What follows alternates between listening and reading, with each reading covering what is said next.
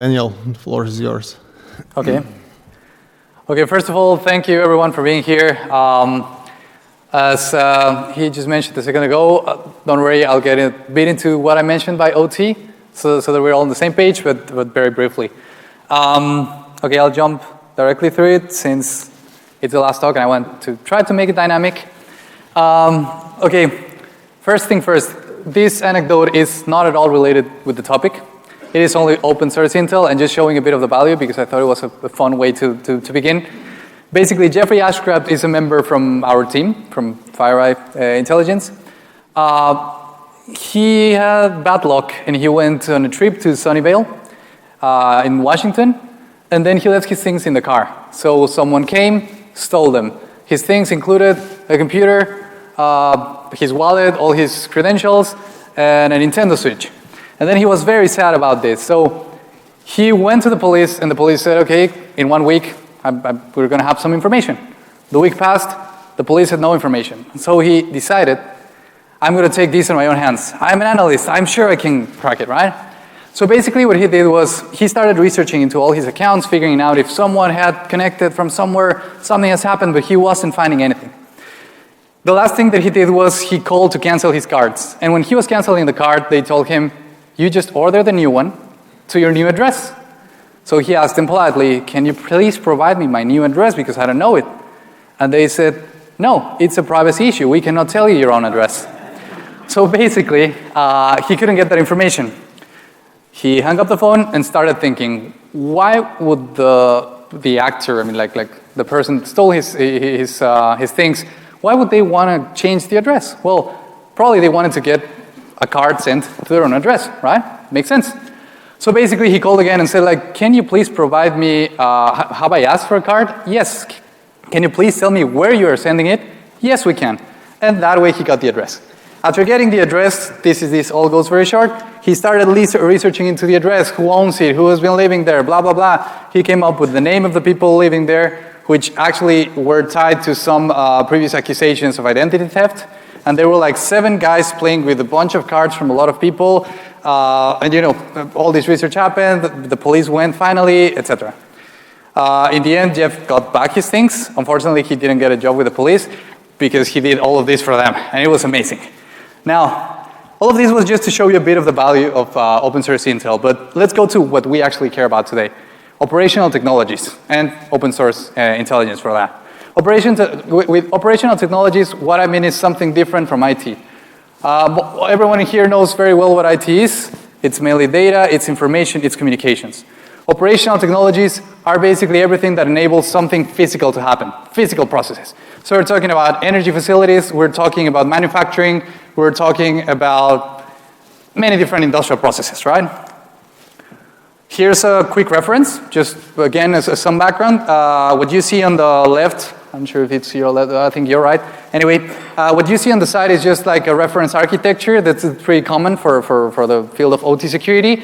It's a simplification where you can see on the higher levels, the 4 or 5, the corporate, you're talking about corporate business systems, whatever that's IT, whatever communications. Afterwards, there's the military zone. We know what it is for, basically separating what happens between the different 2 zones. And whatever you have below are other types of equipment that, for example, we mentioned here some examples, programmable logical controllers, safety instrument systems, whatever, a lot of things that are used for engineering in these processes. So the last thing that I want to get as background to differentiate here is, okay, I love that there's a book titled like that is sort of into this, so I really wanted to mention that I don't like the title. Basically, we have to find a couple differences that are interesting to highlight. First of all, exploits. If you want to go and do, let's say, perform an attack specifically on the OT side, you're going to have to do multiple exploits. Why? Because you have to figure out how to get inside, how to move from one device to another. The different devices, as I mentioned here, have different communication protocols, many of which actually belong only to the vendors and are not publicly available. So you might have to reverse engineer them, sorry. Also, the real-time communications, basically, if you mess up anything inside the process, any minimal change might bring a change in the process and you're going to be discovered immediately. So anyway, the point in here, and what I want to convey is the OT side of security is actually complicated. So you need a ton more of information than in the already complicated case of IT for planning one of these attacks. And that's the reason why we have seen so few that have really impacted. We have seen like 4 or 5 very well-known cases. So now that we have the background, I'm sure that we're now all on the same page. What I want to jump to is open source OT reconnaissance. The first thing, security through obscurity. I don't know if anyone here is familiar with that term. That's how the community used to refer to the fact that most of the information that you would see in industrial facilities was sort of secret. So let's say that probably 10 years ago, if you wanted to know what was happening inside the energy facility, you know, like in, I don't know, close to here, you would not be able to. However, right now, and this is part of what I'm proving with this presentation, there's a lot of this information available that you can go search, and you know, as long as you know what to search for, there is a chance you might find at least some examples. And we've seen many researchers coming up with this sort of information without even knowing what they were looking at. Anyway, so that's the first thing to say. Considering security through obscurity, we get to the second thing, the differences between how open source would look like. In this case, in this slide, what you see on the bottom is an example of how we sort of adapt the, let's say, like the attack lifecycle process. And then we highlight there that in the internal reconnaissance, there is a lot more going on because there's more information that you will require passed from the equipment itself. You're going to require a lot of information about the process, about the specific equipment, about the setup, about the communication flows, about a lot of different things. So here I mentioned some examples, you know, asset inventories would be useful, diagrams of the process. Historian refers to basically servers that collect all information from the process so that you can actually send them to the business for making business decisions. Anyway, that's just a lot of information that you need. And to show some examples about this type of information as well, for example, this asset inventory, we collected it. It's real somewhere around the web. The first sections, we just cross them. It's just basically tags which refer the name of each asset inside for a facility or for a company, the type of signals that they're using, and in this case, what you can see is basically thresholds for different alarms that if something happens, we want to know. And you know, on the items, you're going to see just basically all of the list of items that are in this process or in this facility. The second thing that I mentioned was network architecture diagrams. This is just an example. It's obviously not any known network or anything. Actually, Grassmarlin is a tool that's it's publicly available. It's from the Department of Homeland Security from the US. And basically, this just shows a bit of like the pattern that you would expect when you're talking about this OT network. You're going to expect a lot of communications happening inside and a couple of clusters that might refer, for example, to processes. But you're not going to expect a lot of communications going to IP addresses outside, for example. So again, once the first challenge is getting inside of this, once you get inside, you need to really understand how all of these are connected and what different type of processes are running in there and what are the impacts that you may generate, which is oftentimes a limitation for many of the actors. The next thing, process history and data. This one, as I mentioned a second ago, it's just servers inside the OT network. They get all information from the sensors, from actuators or motors or whatever that make a process happen, and then they send it back to the business side. All of this information, again, is useful because you can know the thresholds and what is expected in the process. As you've heard a lot of times here, it is a process. So processes are oftentimes very similar, except from alarms and then certain limitations. So normally, you might expect to see some similar patterns and to be able to work it out through the process. So, what is the purpose of open source OT reconnaissance? Because I'm going to talk about not open source in a second. But we find here a couple useful cases. For example, using equipment, for example, in a substation outside of your facility that communicates to your facility. So you're gonna, if you figure out from this second entity or part of the organization, you can facilitate the possibility of upstream attacks.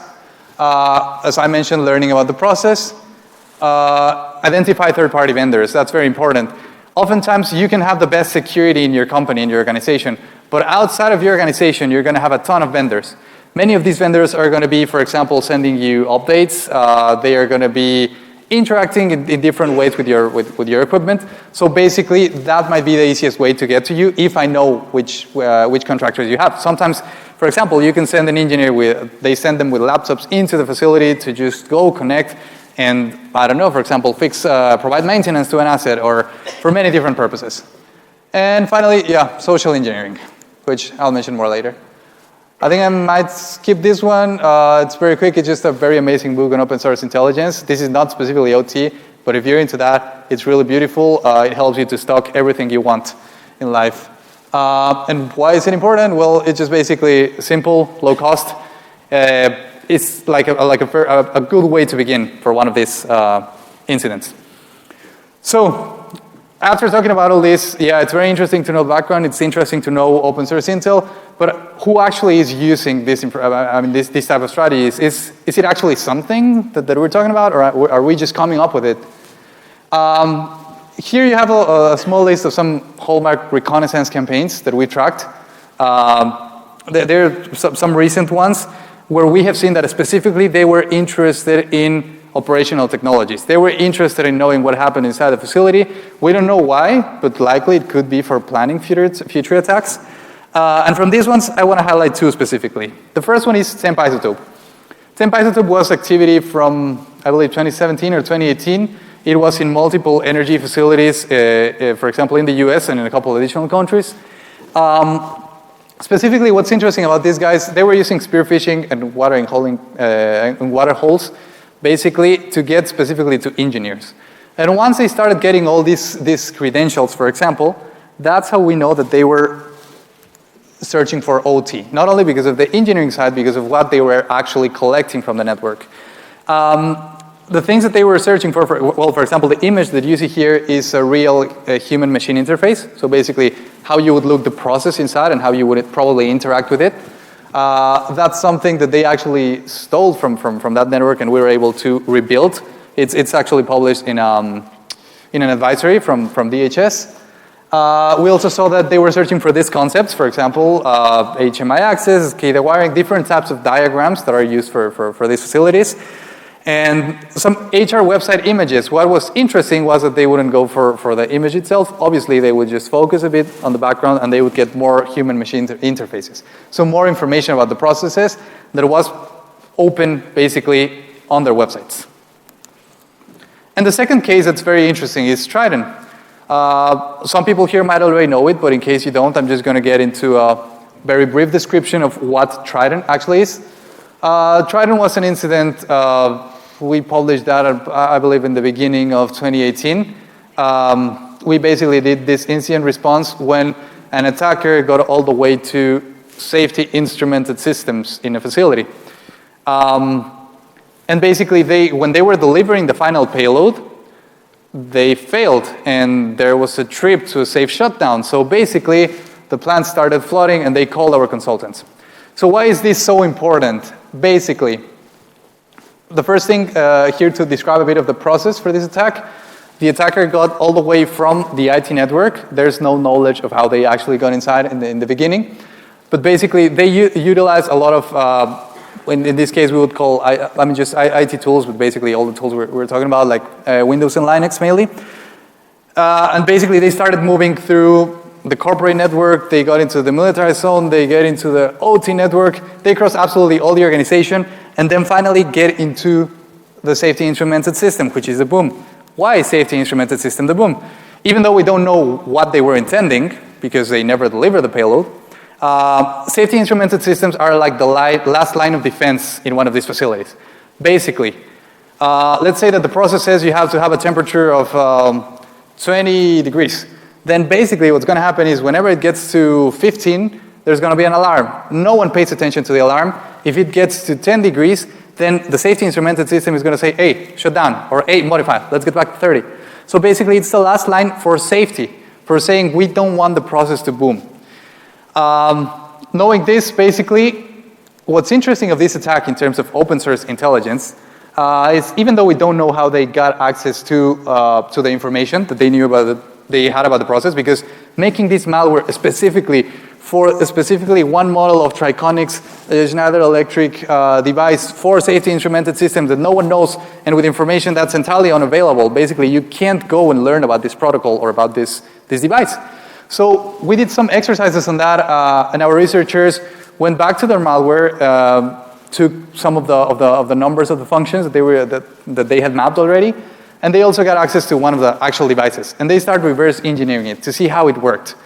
So basically the conclusions that they got, or some of ideas or some theories of how this could have happened, was basically these guys, basically we call them tembeles, they probably actually had access to one of these devices to reverse engineer, or at least another mechanism that they could have used is to download TriStation 1311, I think is the name, of the software. Probably it was just a demo, and from there they started getting this information. So this shows a bit of how being creative, you can go and find this information to such a complex attacks with things that are not supposed to be available, and that if I ask you to go and figure out right now where they are, most likely we're not going to be available unless we know where they are. So having all this background now, I'm going to get to just the fun part, which is like the guidebook for OT reconnaissance. Here the idea was we were doing some research on different sources that we can use for this type of reconnaissance, and we have found some very interesting things that we'd like to share. Unfortunately, I can't share the specific things that were found, but definitely we can talk about the methodology, some ideas, and some broad topics. So the first one is malware analysis and sandboxing platforms. This is amazing. Basically, I mean, to better describe, since I know that the term how it's used here, it's very general. Basically, we just mean any product from a vendor where you can just go, upload a sample, and get information back from the sample. Like, is it malicious or not? What was the title? Probably download the document. Oftentimes, when in this type of products, paid users, or sometimes anyone, can go and download the actual files that were submitted. So the point is, when we started looking in some examples about these files that were submitted, we found organizations that were uploading the list of things that you see here, for example, engineering diagrams. Some of them, for example, might be familiar with the name piping and instrumentation. Just basically flow diagrams, but both of them just basically showing like the different assets that are used in the I'm going to say network, but basically for the process, for the industrial network. They contain the assets, they contain the flows of information, they contain basically everything you need to learn about the process. Because one important thing is when you do an attack against one of these, it's something very serious. Like if you blow up something, you really, it's because you really want it. If you do it by accident, you're pretty messed up. So basically you really need to know what's going on. And we found all of this valuable information. For example, again, ICS software executables, like the ones that the vendors don't want anyone to have. We just go back to his platforms, obtain them, and that's where you can start getting information. And purchasing documentation, that's another good one.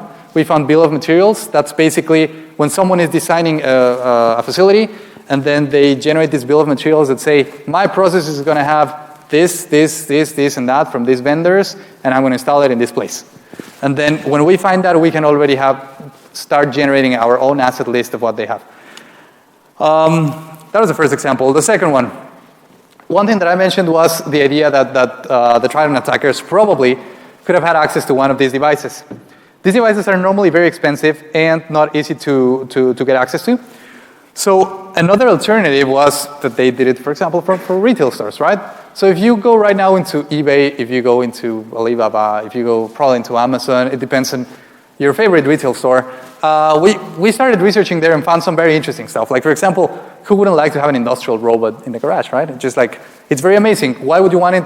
There's no reason, but someone is not using it anymore, and it's selling it for probably like $1,000. Cool. Another thing that we have there is FMS flight management systems, for example. We were doing some research into communication systems for airplanes, and then we figured out, well, you can actually go and get the boxes there and figure out how this is actually working. Again, the case of Trident, there's one of the Triconic's equipment, and then the Koyo Direct Soft is software that is provided for free by the vendor, specifically for interacting and programming their PLCs. They're programmable logical controllers. So basically, well, there is a market. You just have to go and search for it if you want. The next thing that was very interesting was manual repositories. If you go manuals.org, for example, there is manual.com, which is very, very fun. Or if you go to script, or you go to, you also find a ton of interesting stuff that may range from documentation, specifically from the organization, like how they install the facilities, what were the requirements for their instrumented systems, whatever. In manuals.com, I found this very beautiful image where it was like, literally they had humidifiers and video game consoles and stoves next to other portions that were supposed to be for hardware and controllers and other much more interesting things. And yes, you can go and get the manuals. The second one, which is more in the case of medical, for example, was that we were doing some research on medical equipment. This one is a programmer for pacemakers. There were some researchers doing on some research on this. And basically, you can go into actually the vendor side, and you can immediately download the documentation, the manuals basically for the programmer, which I don't know why any one of us would know how to program a pacemaker. It's allegedly supposedly for the doctors. And well, that's how the researchers started getting, for example, this information for developing more proof of concept into this type of exploits. The next one we have here is specialized in consumer search engines. I don't know how many of you here are familiar with Shodan. For people in the OT side, it's like super beautiful and we love it. Other examples might be Census, which is similar, but from University of Michigan. Another example is Sumai, that's a Chinese version, Oshadan. There's like 5 or 6 in total. And basically what these platforms do is you just input there, you search, you can query by protocol, you can query by IP address, you can query by type of equipment, by vendor, and then you see whatever devices that are, or equipment that is connected, that is available online basically, that they can crawl. So this platform actually during, I think it's very old actually, I think it was, I don't know, early 2000s, they had a project that was called Project Shine, and they started trying to find all of the OT devices, or industrial control systems, how it's also known, ICS devices, that they could find connected. And then you have like some easy ways to go and browse into a specific equipment. And so, for example, some of our consultants normally have fun when they go and search for PLCs from a brand, and then they're like, oh, you find this, all of these are open. Oh, and they have the name of the person that's programming them. They go and contact them and just try to make them changes because it's fun and, you know, like, why not help a bit? So anyway, there's a lot of things that you can go and find in here, and even some, you don't even have to be really big into anything. There are many smaller vendors, for example. There's, for example, a Brazilian company, a very small one last year. They released some, it was a crawler for finding what they tank gauges. I'm not really sure how to pronounce gauges, but anyway, it's just basically tanks that can measure the amount of liquid that you have inside, and that they can modify the proportion that you have, for example, if you want to dissolve with water or with other materials. And then you had access directly from Shodan. You go into the crawler, you find those tanks, and in some cases you were even able to find them and to interact with them, which is the most scary. Many researchers have found many human-machine interfaces, basically like the views from the processes. Here, you just go, type it. If you know how to search, you find it, and oftentimes they're even open. And you could just go and interact with the process. Of course, there are other things. It's not so simple, but I mean, you could. And in some cases, it is so simple. And I think this might be almost the last one, but social media, I just love that image, and I just had to get it. But anyway, the case that I want to tell you about is an interesting one. This is an application, Prophecy SCADA. It's basically for controlling processes, right? But from your cell phone, which is not very common. Normally, you wouldn't want that, and it doesn't exist, or the cell phone is inside a controlled network inside the facility. But normally, basically, we found this application, and then there was a guy that was very happy with the application. So he thought, well, you know, I've used applications before, so I know that whenever I use them and I like them, I should go and tell them everything I do with them. So basically, he went there, tell them where he was from, what was his company, what was the system he used it for, how much he loved it, that it was a great idea. And that gave us an idea, just let's go and have some fun. So we started searching for him, we started searching for his friends, we started searching for the process. We found documentation from the vendor on the process, specifically the equipment that they offered, how it worked, what it was supposed to be for, in which facilities it was implemented. Basically, we went through a bunch of information that could have enabled us, if we were on the attack side, obviously, to go and plan to have at least some curious ideas about what to do. And we also knew by now that there was an application using that. And just 1 year before, they published some research on like 150 vulnerabilities on SCADA applications because they are not so much of a thing. Okay, I'm going to try to go quickly through these last ones to have at least like a minute or something for in case there are any questions. These are basically, we've been tracking as well like different, what we call attack tools here is basically software developed by whomever that is publicly available that you can go and use, for example, for penetration testing, but also it could be used differently, specifically for industrial equipment. And as you can tell, well, we found a couple at least. This is, for example, you can even find like Metasploit modules, you can find like ICS-ploit modules, which is the specific one for OT. Anyway, it's just to show that also the tools are available for interacting with some of this equipment. And just to finish this side of the OSINT, this is just like a very fun case. It's just like Stuxnet, for those who are familiar, from 2011, the first case where there was a physical impact. And then the main researcher, Ralph Langner, which is like the author of all this and one of the gurus for OT security, he basically just added this small detail in his publication to kill centrifuge. And it was very, very cool. He would just, from the pictures that they got from when the president went to visit the facilities, he just realized like, whoa, actually, if you take a look at this, we have these 2 black spots. And these 2 black spots means that 2 of their centrifuges were down. So basically, it just, you could learn a bit about like what was going on, how the process was working, and how even though, I mean, they had they basically had this under control in the sense of like, that 2 centrifuges can be down, the rest is still going to be up, so they're hinting you a bit about what he called like the cascade security that they used to have. So the final thing about this is, and what I want you to go with from today is that those who seek shall find. Basically, if you know what to search for, it is there. The first point is security through obscurity is not something feasible anymore, even though it used to be the protection that we provided for our facilities, for our industrial systems was based on this principle. The principle is not working anymore. Information is available and you can go and find it in multiple ways. To a certain extent it is, but you should be aware about the existence of this. And then the second one is please mind what you share.